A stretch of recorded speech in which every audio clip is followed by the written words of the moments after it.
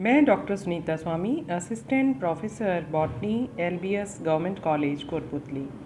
आज का हमारा टॉपिक है रेस्ट्रिक्शन एंजाइम्स।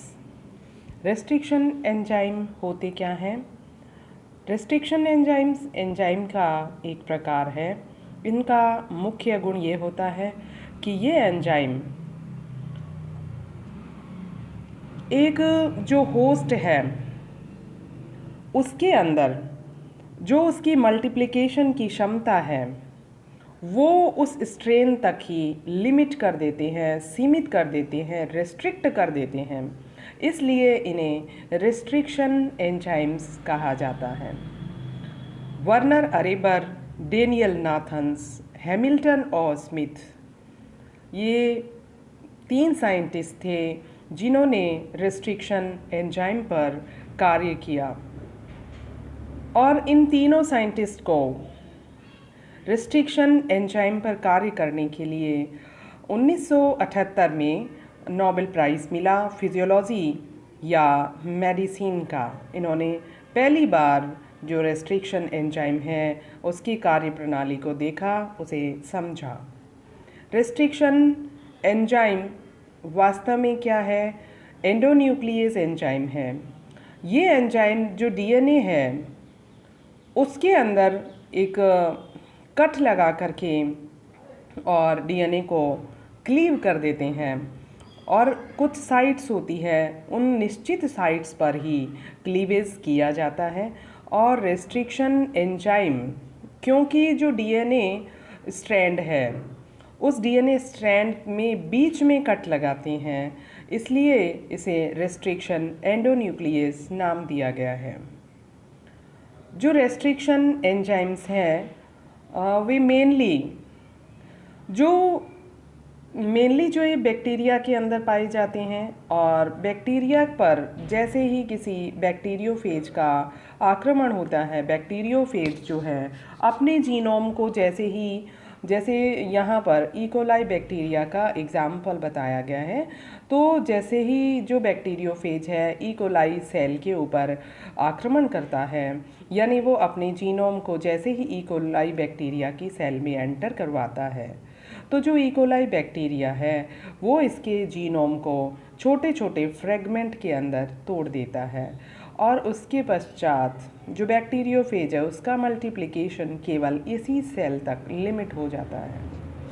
यहाँ पर जो 2 बातें आती है रेस्ट्रिक्शन एंडोन्यूक्लियस के अंदर, जो 2 मुख्य बातें हैं वो है क्लीवेज या रेस्ट्रिक्शन और दूसरा है मॉडिफिकेशन।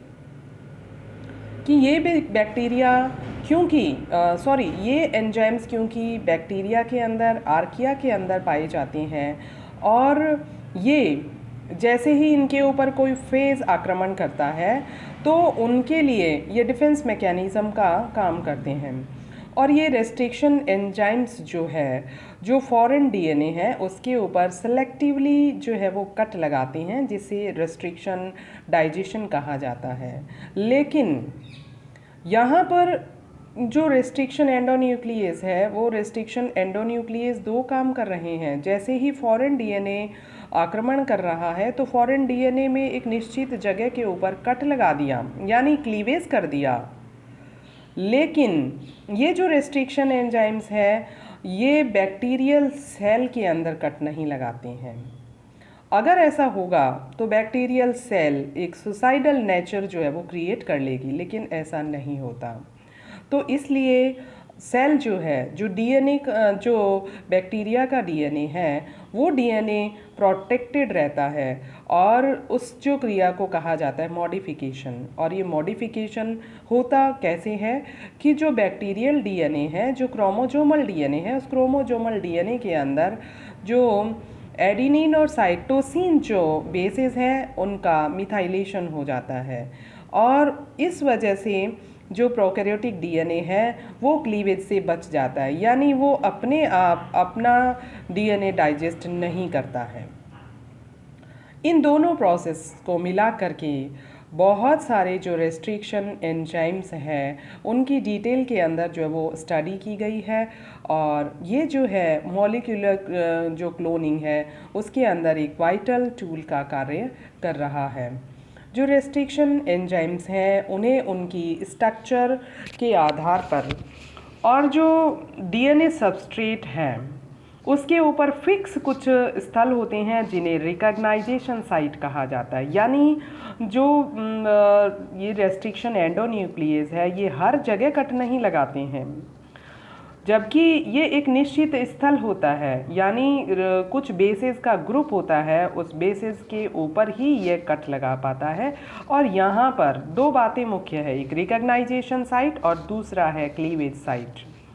अब रिकॉग्नाइजेशन साइट का या रिकॉग्नाइजेशन साइट का मीनिंग ये हुआ कि पहले ये रिकॉग्नाइज करता है उस स्थल को जहाँ पर कट लगाना है, उसके बाद में क्लीवेज के लिए फिक्स जगह बनी हुई होती है कि इस बेस से इस बेस तक ही यहाँ पे कट लगेगा, यानी 5' एंड के ऊपर कट लगेगा या फिर कैसे कट लगाएगा।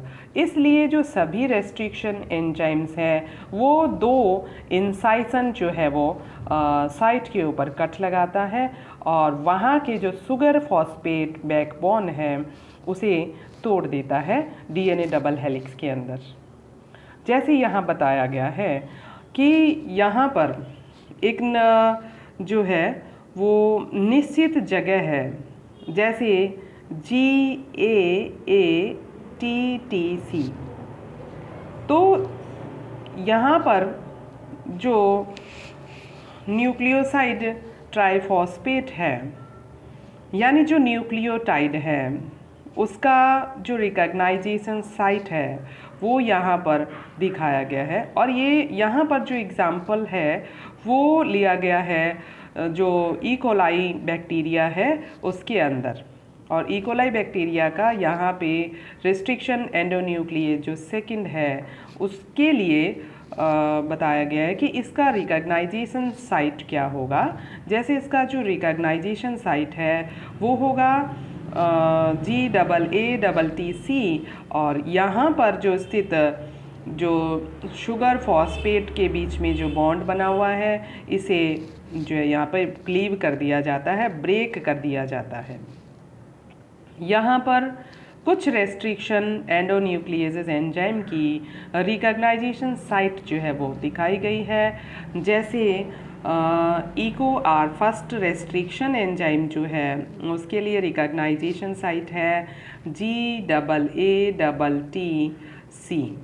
और यहाँ पे क्लीवेज साइट है, यानी क्लीवेज कहाँ से होगा कि जो GA इन दोनों के बीच में एरो लगा हुआ है और इसी के ऑपोजिट साइड में A और G के बीच में एरो लगा हुआ है, उन एरो वाली जगह पे क्लीवेज किया जाता है। यानी इन दोनों के बीच में जो शुगर फॉस्फेट बैकबोन है उसमें यहाँ पर कट लगाया जाएगा। जैसे BAMH फर्स्ट एंडोन्यूक्लियस उसके अंदर भी बताया गया है कि जैसे इसका जो रिकॉग्नाइजेशन साइट है वो होगा GGATCC, और यहाँ पे G और G के बीच में एरो लगाया गया है और इसके ऑपोजिट G और G के बीच में जो है वो एरो लगाया गया है, यानी ये वो जगह है जहाँ पर क्लीवेज किया जाएगा। रिकॉग्नाइजेशन साइट और क्लीवेज साइट यहाँ पर इन दोनों का बहुत ज़्यादा महत्व है। Thank you.